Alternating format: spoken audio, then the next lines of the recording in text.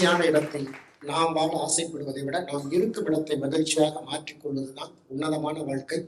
அந்த வகையில் மிக சிறப்பாக பிரஸ்டீஜ் ஹியூமர் கிளப் நடத்துகிற ஒரு அற்புதமான இந்த பட்டிமன்ற நிகழ்ச்சியில பங்கேற்றிருக்கிறவங்க அத்தனை பேருக்கும் எங்கள் பட்டிமன்ற குழுவின் சார்பாக நெஞ்சார்ந்த நன்றியினை அன்போடு தெரிவிக்கிறேன். ஒரு நகைச்சுவை மன்றம் நடத்துகிற ஒரு நகைச்சுவை பட்டிமன்றம். பொதுவாக சில விஷயங்கள் தொடங்குற இடத்துல இருந்து முடியும்னு பெரியவங்க சொல்றாங்க. ஒரு பணக்காரனுடைய மகன் சோம்பேறி, ஒரு சோம்பேறியினுடைய மகன் உழைப்பாளி, ஒரு உழைப்பாளியினுடைய மகன் பணக்காரன். அதே மாதிரிதான் வாழ்க்கையில மகிழ்ச்சியில நம்ம வாழ்க்கை தொடங்கினா அந்த மகிழ்ச்சி நம்மை திட்டமிட வைக்கும். அந்த திட்டமிடல் நமக்கு வெற்றியை கொண்டு போய் சேர்க்கும். அந்த வெற்றி நமக்கு மகிழ்ச்சியை தரும். அப்படிதான் எங்க தொடங்குதோ அங்கதான் அது நிறைவு பெறுங்கிற மாதிரி ஒரு நகைச்சுவை மன்றத்துல நகைச்சுவை பட்டிமன்றம். பொதுவா நகைச்சுவைனாலே சொல்லுவாங்க அது ஒரு தொற்று நோய் மாதிரி தானே. நாம பக்கத்துல யாராவது சிரிச்சா நமக்கு சிரிப்பு வந்துடும். நகைச்சுவைங்கிறது ஒரு தொற்று நோய். இது எல்லாரும் வரணுங்கிறதுக்காக ஒரு பட்டிமன்றம். யாராவது நோய் வரணுங்கிறதுக்காக பட்டிமன்றம் நடத்துவாங்களா? நாங்க நடத்துறோம். எல்லாருக்கும் இந்த தொற்று நோய் வரணும். இந்த தொற்று நோயினுடைய அறிகுறி என்ன? பொதுவா எல்லா நோய்க்கும் ஒரு அறிகுறி இருக்குல்ல. இந்த நகைச்சுவை அப்படிங்கிற தொற்று நோய் உங்களுக்கு எல்லாம் வந்துருச்சு அப்படிங்கிறதுக்கான அறிகுறி என்ன அப்படின்னா, இந்த நோய் வந்தவர்கள் எப்போதும் உற்சாகமாக இருப்பார்கள். அடுத்தவர்கள் என்ன செய்கிறார்கள் என்பதை பற்றி கவலைப்பட மாட்டார்கள். எதை செய்தாலும் அதை வெற்றிகரமாக செய்து முடிப்பார்கள். இந்த தொற்று நோய் உங்கள் அனைவருக்கும் என்னையும் சேர்த்து எல்லோருக்கும் வர வேண்டும் என்று இந்த பட்டிமன்ற குழுவில் சார்பாக இந்த பிரஸ்டீஜ் ஹியூமர் கிளப் மட்டும் இல்ல, இந்த நிகழ்ச்சி இணைந்து வழங்குகிற மெகாவிசன். இன்னைக்கு தமிழ்நாட்டில் இருக்கிற பல பிரபலமான பேச்சாளர்கள், நான் பேர் சொன்னா உங்களுக்கு தெரியும், அவங்க எல்லாம் முதல்ல பேசின மேடை, அவங்களுக்கு கொடுத்த ஒரு வாய்ப்பு அப்படின்னா இந்த மெகாவிசன் ஒரு யூடியூப் சேனல். கிட்டத்தட்ட 5 லட்சத்துக்கும் மேற்பட்ட சப்ஸ்கிரைபர்ஸ் கொண்ட அற்புதமான ஒரு அந்த சேனல் சார்பாக இங்கே வருகின்றிருக்கக்கூடிய ரமேஷ் சார் அவர்களுக்கு என்னுடைய நன்றியை தெரிவிக்கிறேன். மகிழ்ச்சி அதிகம் கிடைப்பது அப்படிதான் நேரடியா வந்துட்டோம். குடும்ப உறவினா கூடும் நட்பிலா. எனக்கு ஒரு சின்ன குழப்பம். பொதுவாகவே இந்த மாதிரி தலைப்பு கொடுத்தா பெண்கள் எல்லாம் உறவுக்காக பேசுவாங்க, ஆண்கள் நட்புக்காக பேசுவாங்க. இங்க எல்லாம் கொஞ்சம் மாறுதலா இருக்கு. ஆண்கள் உறவுக்காகவும் பெண்கள் நட்புக்காகவும் பேசுறது இப்ப நான் எனக்கு தான் ரொம்ப குழப்பமா இருக்கு. உடனடியாக நட்பு தொடங்குது இல்லையா? நட்பே தொடங்கட்டும். நமது புகழ்பெற்ற சிறப்பு நடுவர் திரு அண்ணா சிங்காரவேலு ஐயா அவர்களுக்கு முதற்கண் வணக்கம். சக பேச்சாளர்களுக்கும் பிரஸ்டீஜ் ஹியூமர் கிளப் நகைச்சுவை பட்டிமன்றத்தை காண அன்புடன் இங்கே குழுமி இருக்கும் அனைவருக்கும் வணக்கங்கள். மகிழ்ச்சின்னு சொன்னாலே அது கண்டிப்பா நட்பு தான். இங்க குடும்பத்தோட வந்திருக்கவங்க எல்லாம் கை தூக்குங்க. வந்திருக்காங்க நிறைய பேர். கை தூக்கதான் யோசிக்கிறாங்க. நண்பர்களோட மகிழ்ச்சியா வந்திருக்கவங்க கை தூக்குங்க. அதுக்குமே யோசிக்கிறாங்க. ஆரம்பமே அமெரிக்கன்மா இருக்கும் போல இருக்கே.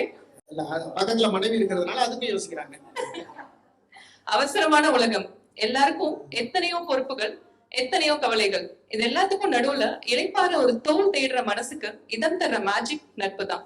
என்ன வேணா கஷ்டமா இருக்கட்டுமே, என்ன பிரச்சனையா வேணா இருக்கட்டுமே, நண்பனோட முகத்தை பார்த்தாலே, அவன் குரலை கேட்டாலே ஒரு உற்சாகம், ஒரு துள்ளல், ஒரு சந்தோஷம் தானா வந்து முகத்துல ஒட்டிக்கும். இந்த கொரோனா லாக்டவுன் டைம்ல எல்லாரும் ரொம்ப இதை மிஸ் பண்ணீங்கன்னு கேட்டா முதல்ல என்ன சொல்லுவோம்? என் ஃப்ரெண்ட்ஸை மிஸ் பண்ண, என் ஃப்ரெண்டை பார்க்க முடியல, ஆபீஸ்க்கு போக முடியல, இப்படிதான் சொல்லுவோம் இல்லையா? டிராபிக், டென்ஷன், தலைவலி, வீட்டு வேலை, இது எல்லாத்தையும் தாண்டி காலையில ஆபீஸ்ல போய் உட்காருவோம். அப்போ முதல்ல நம்ம நண்பனோட ஒரு முகத்தை பார்த்தா அவன் 2 வார்த்தை அவங்க கிட்ட பேசினாலே போதும். தானா ஒரு ஹாப்பினஸ், ஒரு ஸ்ட்ரெஸ் எல்லாம் பஞ்சா பறந்து போயிடும். என்ன ஒரு கஷ்டமான சூழலையும் சிரிப்போட கடந்து போற அளவுக்கு நமக்கு தைரியம் கொடுத்துருவாங்க.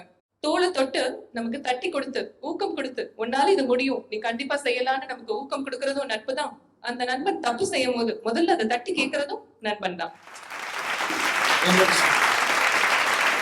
ஃப்ரெண்ட்ஸ் கிட்ட நம்ம 2 வார்த்தை சிரிச்சு பேசும் போதே அப்படியே முகத்துல ஒரு பல்ப் எரியும், அப்படியே பொத்துக்கிட்டு வரும் சிரிப்பு. இதே நம்ம உறவுகள் கிட்ட பேசும்போது அப்படியே பத்திக்கிட்டு தான் வரும். இதை இங்க எல்லாரும் இது பத்திக்கிட்டு வருது, அது பொத்துக்கிட்டு வரும். நம்மால நமக்கு பிடிச்ச ஒரு விஷயத்த சிறப்பா நம்மளால பண்ண முடியும் அப்படின்னு நம்ம திறமைகளை கண்டுபிடிச்சு நமக்கு சொல்றதே நண்பர்கள் தான். உதாரணமா நல்ல மணக்க ருசிக்க சமைச்சு சூப்பரா வீட்டுல கொடுத்துருப்போம். அது கல்லை மண்ணை சாப்பிடுற மாதிரி சாப்பிட்டுட்டு எந்திரிச்சு போயிருப்பாங்க. அதையே ஒரு டப்பால போட்டு பக்கத்து வீட்டுல கொடுத்துருப்போம். அவங்க அதை சாப்பிட்டுட்டு ஆஹா ஓஹோன்னு பாராட்டி புகழ்ந்து தள்ளி இருப்பாங்க. இப்படி நண்பர்கள்லாம் சேர்ந்து ஆரம்பிச்ச கிளவுட் கிச்சன் இன்னைக்கு எவ்வளவோ சக்சஸ்ஃபுல்லா போயிட்டு இருக்கு. இது உங்க எல்லாருக்கும் தெரியும்னு நினைக்கிறேன். குடும்ப உறவுகள் ஒரு ஏவுகணை, நண்பர்கள் தாகம் தீர்க்கும் சுனை, நிழல் கொடுக்கும் பனை. எனவே நட்பே துணை, நட்பே துணை என கூறி வாய்ப்பளித்தமைக்கு நன்றி கூறி எனது வாதத்தை முடித்துக் கொள்கிறேன். நன்றி, வணக்கம். யோக சக்தி மீனா சரவணன் அவங்க எத்தனை மேடையில் அவங்க பேசியிருப்பாங்கன்னு தெரியல, ஆனால் ரொம்ப யதார்த்தமா இருந்தது. ஏன்னா பேச்சுங்கிறது அப்படின்னா தாங்க போய் நம்ம எல்லாத்தையும் சேர முடியும். ஒரு செயற்கைத்தனமான வாதம் இல்லாம இயல்பா யதார்த்தமா வாழ்க்கை நடைமுறையில இருக்கிற விஷயத்த அவங்க அழகா சொல்லியிருக்காங்க. அவங்களுக்கு நல்ல ஒரு கைத்தட்டல். அடுத்ததா இந்த அணியினுடைய பேச்சாளர் மரியாதைக்குரிய திரு அண்ணாமலை சார் அவர்கள். அவங்கள பத்தி சொல்லணும் அப்படின்னா தமிழாசிரியர், தலைமை ஆசிரியர், அரசு பள்ளியில பணிபுரிஞ்சு ஓய்வு பெற்றிருக்காங்க. 18 வயதிலேயே பெரிய புராணத்தை பற்றி பேசி திருவானந்த வாரியார் பாராட்டு பத்திரத்தை பெற்ற அற்புதமான மனிதர். உறவுக்காக பேச வர்றாங்க. நடுவர் அவர்களே, நீங்க அண்ணா, நான் மலை, அண்ணாமலை, இதுதான் நமக்குள்ள இருக்கிற நெருக்கம். இல்ல, நான் இன்னும் சுருக்கமா சொல்லட்டுங்களா? அண்ணா சிங்கம் தமிழ்நாட்டுக்கு தமிழ்நாடுன்னு பேர் வைக்கணும்னு போராடினது சிந்தனை சிற்பி சிங்காரவேலர். தமிழ்நாடுக்கு பேர் வச்சது அறிஞர் அண்ணா. 2 பேரையும் நான் வச்சிருக்கேன். நட்பு, இந்த நட்பை 4 கிழிச்சு போட்டுட்டு அதுக்கப்புறமா உறவுக்கு போலாம்னு இருக்கேன். நான் திருக்குறளை போய் தேடினேன். நட்பை பத்தி வள்ளுவர் என்னத்தான் சொல்லியிருக்காரு பார்க்கலான்ட்டு. நிறைய சொல்லியிருக்காரு. நட்பு என்று ஒரு அதிகாரம். நட்பு ஆராய்தல், ஆராய்ஞ்சு பார்த்திருக்காரு. அவரே ரொம்ப நோண்டி ஆராய்ஞ்சு இருக்காரு.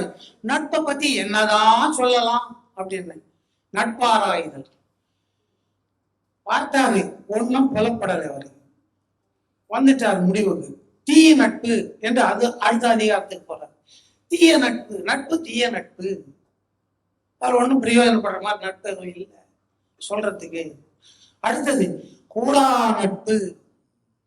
கூடா நட்பு 4 தலைப்புல 40 பாட்டை எழுதுறாரு.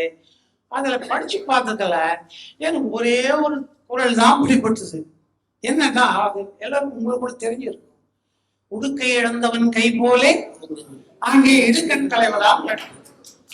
அது கூட நட்புன்னா என்ன அப்படின்னு அந்த நட்பு என்ற சொல்லுக்குதான் விளக்கம் கொடுக்கிறாரே தவிர அந்த நட்பை உயர்வாகவோ அது என்ன தன்மையுடையது இப்படிப்பட்டது இருக்கணும் சொல்லியிருக்காரு என்று சொல்ல இருக்குதா அப்படின்னு தெரியல.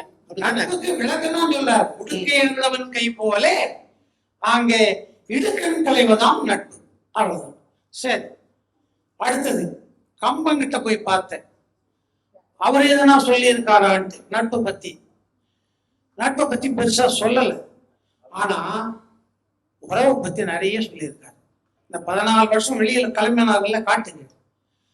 இடையில யாரெல்லாம் அவர் உதவிக்கு நாடி வந்தாங்களோ, இவர் அவங்க உதவி நாடி போனாரோ அவங்களை எல்லாம் அவரே உன்னோடு ஐவரானும் புகனோடு ஐவரானும் சுக்கிரீவனோடு 60 விபீடனோடு 70 என்று சொன்னாரே தவிர, உடன்பிறப்பாக ஆக்கி கொண்டாரே தவிர, அனுமனை கூட நமது ஜடாயுவையும் சந்திக்கிறார். இறக்கும் தருவாயிலே அந்த சீதையின் அமர்ந்து செல்கின்ற பொழுது ஏற்பட்ட விபத்திலே ஜடாயு மரணமுடைய தருவாயிலே பார்த்து அவரையும் அந்த வயதுக்கு ஏற்ப உறவு முறைத்தான் பாராட்டுறார். ஒரு தந்தையாக பாவித்து அவருக்கு இறுதி சடங்குகளை செய்து வைக்கிறார். ஆக ராமனே உறவுக்குத்தான் கை கொடுத்திருக்கிறான். அவன் பார்த்து நட்புக்கே வருவான். அந்த நட்பை அங்க சொன்னாங்க, இழுத்து போட்டு எல்லாத்தையும் செய்வான் நண்பன் அப்படின்னு. பள்ளியில் ஆரம்பிக்கிற நட்பு அங்கதான் முதல் நட்பே ஆரம்பிக்குது. பள்ளியில 2 மாணவர்கள் சேருவாங்க. 2 4 ஆகும், 4 10 ஆகும். அது எண்ணிக்கை அதிகம் ஆக ஆக ஒரு கருப்பாடு உள்ள பூந்துடும். சும்மா இருக்காது. அடுத்த கட்டம் என்ன ஆகும்னா பீடி சிகரெட்ல ஆரம்பிக்கும் நட்பு. எல்லாருக்கும் தெரிஞ்சதுதான். நான் புதுசா சொல்ல உண்மைதானே சொல்லி கொடுக்கறது. பல பேர் கத்துக்கிறது அங்கதானே.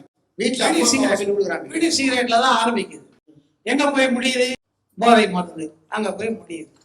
கும்பல் சேர்றாங்களா, இவன் ஒரு கும்பல் சேருவோம், இதே போல இன்னொரு கும்பல் இன்னொன்று சேரும், அணி எதிரணி. நம்ம எல்லாம் அந்த காலத்துல பையில பாட புத்தகங்களை நோட்டு புத்தகங்களை தான் எடுத்துக்கிட்டு போனோம். நடுவர் அவர்களே, இப்ப கத்தி கபடாலாம் எடுத்துக்கிட்டு போறாங்க. ஆக நட்பு என்பதுல ஒண்ணுமே இல்லை, கடைசியில முடிவுல சோகம் தான் இருக்கு. அங்க எங்க மகிழ்ச்சி இருக்கு? பெரிய மகிழ்ச்சி தருவது நட்பா அப்படின்னா மகிழ்ச்சியே இல்லையே ஐயா, சோகத்தில் தானையா உங்க நட்பே முடியுது. எங்க உறவை எடுங்க, தாய் மகன் உறவு, அது ஒண்ணு சொன்னாலே போதும். இந்த அவை அதை வரவேற்கும். குழந்தை பிறக்குது, பிறந்தவுடன் குவா குவா சத்தம், அது அந்த தாயினுடைய காதுல போய் தேனா விழுது. என்ன பாதப்பட்டா 10 மாதம் தெரியுங்களா? அந்த தாய் படும் பாடே அங்கமெல்லாம் நொந்து பெற்று 10 மாதம் சுமந்து பெற்று விருப்பமான உணவுகளை எல்லாம் மறந்து, தூக்கத்தை மறந்து, உள்ளங்காலிலிருந்து உச்சந்தல வரை இருக்கின்ற நரம்புகளெல்லாம் மெலிந்து நெளிந்து அந்த குழந்தையை பெற்றெடுப்பதற்கு அந்த தாய் படுகின்ற வேதனை, மகன் குழந்தை தாய் வேதனை சொல்ல முடியாத ஒரு உணர்வு. அந்த ஏற்படுகின்ற அந்த உணர்வு, அந்த உறவு எத்தனை காலம் நீடிக்கும்?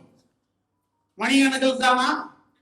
உங்க நட்பை போல காலத்துக்கும் நீடிக்கும் அந்த உறவு. இப்படியெல்லாம் உறவுக்கு முக்கியத்துவம் கொடுத்து நம்முடைய முன்னோர்கள் வாழ்ந்து பழகி இருக்கிறார்கள். ஒரு கூட்டு குடும்பத்தில எல்லோ உறவுகளும் கலந்து இருக்கும். அந்த கூட்டு குடும்பம் தான் நம்முடைய பெல்லாவிஸ்தாவின் குடும்பம் என்று சொல்லி வாய்ப்பளித்த நல்ல உடல்நலத்தை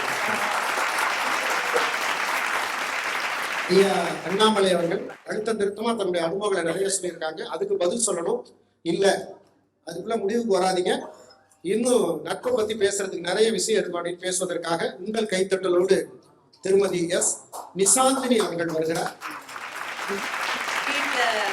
உறவுகளால சந்தோஷமே இல்லாம கொஞ்ச நேரம் ஹியூமர் கிளப்ல வந்து சிரிச்சு சந்தோஷமா இருக்கலாம்னு வந்திருக்க நண்பர்கள் அனைவருக்கும் வணக்கம்.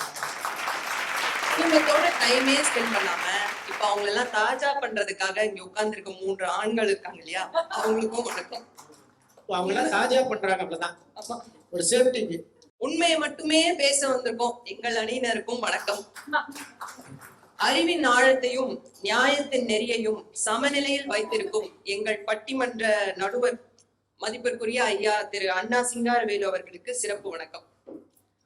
ஐயா, எனக்கு முன்னாடி அண்ணாமலை சார் பேசினாரு, ஆனா அதெல்லாம் கூடா நட்பு. இன்னைக்கு நமக்கு தலைப்பு என்ன? மகிழ்ச்சி அதிகம் தருவது கூடும் நட்பு. அந்த கூடும் நட்பு மட்டும்தான் பேச வந்திருக்கோம். இப்படிதான் மிரட்டுவாங்க குடும்பத்துல இருக்கவங்க. நான் இன்னைக்கு இந்த பட்டிமன்றம் பேச போறேன், அதுவும் நட்பு பக்கம் தான் பேச போறேன்னு எங்க வீட்டுல பயங்கர டென்ஷன். எங்க அம்மா எல்லாம் இன்னைக்கு காலையில மட்டும் போன் பண்ணி அவங்கள பேசிடாத இவங்கள பேசிடாத, அடுத்த வாரம் ஊருக்கு வேற போக வேண்டியிருக்கு, அதெல்லாம் பண்ணிடாதுன்னு சொன்னாங்க. ஃப்ரெண்ட்ஸ் தாங்கயா, நீ என்ன வேணா பேசு, ஜாலியா பேசிட்டு வா அப்படின்னு சொன்னது மட்டும் இல்லாம எனக்கு டெய்லி பேசுறதுக்கு பாயிண்ட்ஸ் வாட்ஸ்அப்ல அனுப்பிக்கிட்டே இருந்தாங்க. போய் அதுக்கப்புறம் அவங்க காலைல விழுந்து மன்னிப்பு கேட்டு அவ்வளவுதான் முடிஞ்சதுன்னு இப்போ என்ன அனுப்பிச்சு வச்சதே அவங்க தாங்கய்யா. ஐயா, நீங்க வந்ததுல இருந்து கேட்டீங்க, இவங்க எல்லாருக்கும் கூட அந்த சந்தேகம் இருக்கும், என்னடா இது உறவு அணியில போய் ஆண்கள் உட்கார்ந்து இருக்காங்க, பெண்கள் அணி எல்லாருமே நட்புக்கு பேசுறாங்களே அப்படின்னு சொல்லிட்டு இன்ன வரைக்கும் அந்த ஆட்சிக்கு எனக்கு போகலாமா? சொல்லிடுறேங்கய்யா. இவங்க எல்லாம் என்னைக்கு உறவோட டைம் ஸ்பெண்ட் பண்ணிருக்காங்க? அவங்க உறவெல்லாம் கட்டி காப்பாத்தி இது பண்றது நாங்க. அப்ப எங்களுக்கு தெரியுமா இவங்களுக்கு தெரியுமா அது மகிழ்ச்சி கொடுக்குதா இல்லையான்னு? இவங்க வேலை என்ன தெரியுமா? 2 வேலைதான். ஒண்ணு, லீவ் விட்டோடனே பொண்டாட்டி பிள்ளைய ஊருக்கு அனுப்பிச்சு விட்டு என் பொண்டாட்டி ஊருக்கு போயிட்டா அப்படின்னு ஃப்ரெண்டோட சொல்றது. அந்த சட்டம் உங்களுக்கு எல்லாம் கேக்குதா? எங்க மனசுக்குள்ளதானே கத்துவோம். நல்லாவே கேக்குதுங்கய்யா. 2வது, ஊர்ல இருந்து உறவுக்காரங்க வந்தாங்கன்னா ரயில்வே ஸ்டேஷன்ல இருந்து கூட்டு வந்து வீட்டுல விட்டு 1/4 கிலோ கறிய வாங்கி கொடுத்துட்டு கவனிச்சுக்கோமா அப்படின்னு சொல்லிட்டு டாடா பை பை சொல்லிட்டு கிளம்பிடுவாங்க. அவ்வளவுதான், வேலை முடிஞ்சது. வந்தவங்களை பாசமா கவனிச்சு அரவணைச்சு அவங்களுக்கு வெரைட்டியா சமைச்சு போட்டு வெளியில கூட்டு போய் என்டர்டெயின் பண்ண, இதெல்லாம் எங்க வேலை. இதுல எங்கெங்க மகிழ்ச்சி இருக்கு? இது மட்டும் இல்ல, இதெல்லாம் பார்த்துட்டு ஃபீட்பேக் ஃபார்ம் ஃபில் பண்ணி மாமியாருக்கு அனுப்பிச்சு விட்டுருவாங்க. உடனே ராஜமாதா நமக்கு அங்க இருந்து போன் பண்ணுவாங்க, என்ன நீ சித்தப்பாக்கு தேங்காய் சட்னி தான் வச்சியாமே, தக்காளி சட்னி வைக்கலையா, புதினா சட்னி வைக்கலையா? ஐயா ஜெயிலர் படம் பார்த்திருப்பீங்க. ஆமா. சூப்பர் ஸ்டாருக்கே புதினா சட்னி கிடைக்கல, எங்க சித்தப்பா புதினா சட்னி கிடைக்கலையான்னு நம்மகிட்ட டார்ச்சர் பண்ணிட்டு இருக்காங்க. இதுவே நண்பர்கள் வீட்டுக்கு வந்தாங்க, ஃப்ரெண்ட்ஸ் எல்லாம் வீட்டுக்கு வந்தாங்கன்னா, என்னத்த நீ போய் எப்ப பார்த்தாலும் கிச்சன்ல சமைச்சுட்டு இன்னைக்கு ஆர்டர் போடுறோம், சாப்பிடுறோம், ஜாலி பண்றோம், அவ்வளவுதான். டைம் மெஷின்ல டிராவல் பண்ண மாதிரி நமக்கு 10 வயசு குறைஞ்சிருதுங்க அவங்க எல்லாம் வந்துட்டு போனா. இதுதானே மகிழ்ச்சி. நம்ம எல்லாத்தையும் வாட்ஸ்அப் குரூப் வச்சிருப்பீங்க நீங்க எல்லாம். ஐயா நீங்களும் வச்சிருப்பீங்க. ஃப்ரெண்ட்ஸ் குரூப் இருக்கும், ஃபேமிலி குரூப் இருக்கும். நீங்க சொல்லுங்க மனசாட்டு தொட்டு எந்த குரூப்ல ஜாலியா இருக்கீங்க? நீங்க எல்லாம் ஃபேமிலி குரூப்ல சந்தோஷமா இருக்கீங்க? அந்த குடும்பத்துக்குள்ள பிரச்சனை வந்தா நம்மளால முதல்ல அந்த குரூப்பை விட்டு தான் வெளில போறோம். ஃபேமிலி குரூப்ல பாலடைஞ்ச பழைய பங்களா மாதிரி இருக்குங்கய்யா. தினம் குட் மார்னிங் மெசேஜ் அனுப்பிச்சுட்டே இருப்பாரு தாத்தா ஒருத்தர். இந்த ஏல சாமி போட்டோ டான்ஸ் ஆடுற மாதிரி எல்லாம் அனுப்புவாங்க பாட்டி. சம்பந்தம் இல்லாத ஹெல்த் டிப்ஸ் எங்க சித்தப்பா அனுப்பிச்சுக்கிட்டே இருப்பாரு. இதுல நம்ம பாத்துக்கிட்டு சந்தோஷமா வேற இருக்கணுமா? ஃப்ரெண்ட்ஸ் குரூப்ல பாத்தீங்கன்னா ஒரே மீம்ஸ், லேட்டஸ்ட் மூவிஸ், ஷாப்பிங் போறது, இப்போ சென்னையில ஹேப்பனிங்கா என்னெல்லாம் இருக்கு எல்லா டீடைல்ஸும் ஃப்ரெண்ட்ஸ் குரூப்ல வந்துரும். இவ்வளவு ஏன் நம்ம பிரஸ்டீஜ்ல தமிழ் சங்க குரூப்ல இருக்கு இல்லையா, எவ்வளவு ஹேப்பனிங்கா இருக்கு. டெய்லி தினந்தோறும் டீன் தமிழ், பாஞ்சாலி, சபகம், ஹேப்பனிங்கா இருக்கா இல்லையா நம்ம குரூப்? ஹாஸ்டல் லைஃப் நம்ம நிறைய பேர் இருந்திருப்போம். இப்போ கேட்டா கூட எல்லாருக்கும் கண்ணுல தண்ணி வந்துரும். சாப்பாடு நல்லா இருக்காது, தங்குற இடம் நல்லாவே இருக்காது. ஆனா இப்போ கூட எல்லாரும் அந்த ஹாஸ்டல் லைஃப் போறதுக்கு ரெடியா இருக்கணும். அதுக்கு என்ன காரணம்? நம்ம ஃப்ரெண்ட்ஸோட அடிச்ச லூட்டியும் அங்க இருந்த என்ஜாய்மெண்ட் மட்டும்தான். ஐயா சொன்னாரு ஜாயிண்ட் ஃபேமிலி பத்தி. ஐயா கூட்டு குடும்பத்துல இருக்கிறது இந்த பிக் பாஸ் வீட்ல இருக்கிற மாதிரியே தான். 64 கேமரா, அங்கனாலும் 64 கேமரா தான். இங்க ஒன்னொன்னும் 64 கேமரா மாதிரி நம்ம சுத்தி சுத்தி சூட் பண்ணிட்டு இருப்பாங்க. நிறைய அனுபவப்பட்டிருப்பீங்க. நம்மள அட்டாக் பண்ற குரூப் இருக்கும், அடிமை குரூப் அது நம்ம தான் இருப்போம். அதுல நம்ம கூடவே சுத்திக்கிட்டு நாமினேட் பண்ற குரூப் ஒண்ணு இருக்கும். நம்ம நாமினேட் பண்ணிட்டே இருக்கோம். சரி இவங்களுக்கு எல்லாம் ஒரு பேர் இருக்கும், அது இப்ப அவசியம் இல்லை நமக்கு. சொல்ல வேண்டாம்யா, அடுத்த வாரம் ஊருக்கு போகணும் நானு. இங்க நம்ம பிபிவில கூட ஜாயிண்ட் ஃபேமிலி இருக்கீங்க, நவீன ஜாயிண்ட் ஃபேமிலி. அதாவது அம்மா அப்பா டவர் 15ல இருப்பாங்க, பையன் டவர் 10ல இருப்பாங்க, பொண்ணு டவர் 2ல இருப்பாங்க, 20ல இருப்பாங்க. இந்த புள்ள குட்டிங்க எல்லா டவர்லயும் இருப்பாங்க. அப்ப இதுதானுங்க நவீன ஜாயிண்ட் ஃபேமிலி. அப்போ உறவுல கூட நட்பு இருந்தாதாங்க அங்க மகிழ்ச்சி அதிகமா இருக்கும். சந்தோஷத்தோட லைஃப் டைம் சப்ஸ்கிரிப்ஷன் ஃப்ரீயா கொடுக்கறது நட்பு தான் அப்படின்னு சொல்லிட்டு நான் என்னோட பேச்சு முடிச்சுக்கிறேன். நன்றி.